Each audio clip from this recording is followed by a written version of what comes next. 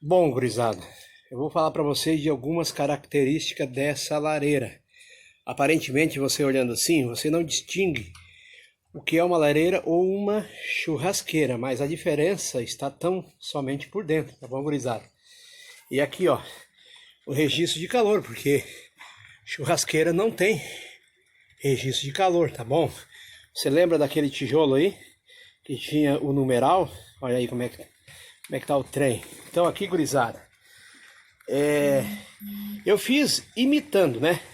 Nem no meu modo, nem no modo que eu trabalho e nem no que os guri trabalham ali. Fiz um meia boca para dar uma mesclada, que não é fácil, tá bom? Você sair da sua característica para tentar imitar um trabalho dos outros.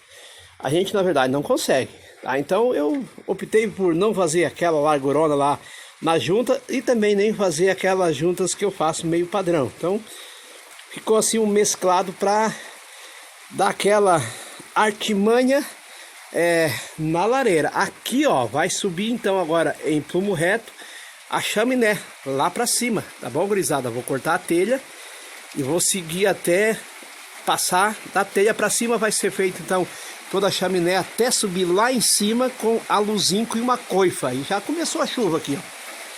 A chuva hoje vai castigar então Tupandi. Aqui por dentro, meus amigos, deixa eu mostrar aqui para vocês.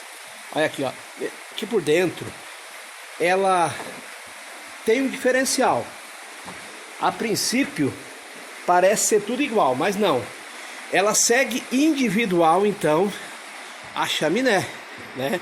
Nós temos dois corpos aqui dentro, um corpo dentro do outro. Vocês lembram que nós temos o segundo e o terceiro corpo? O terceiro corpo é a externa, a segunda está ali dentro e a primeira vai ser aqui, ó, com o refratário. Então não tem nada a ver com churrasqueira. E eu não utilizo a parede aqui, ó, essa parede frontal que eu vou fechar essa janela, eu não utilizo para lareira, tá bom? Então é tudo individual, tem que ser assim. Então é isso, gurizada. Espero que esse vídeo tenha abrido a sua mente, tenha te ajudado de alguma forma.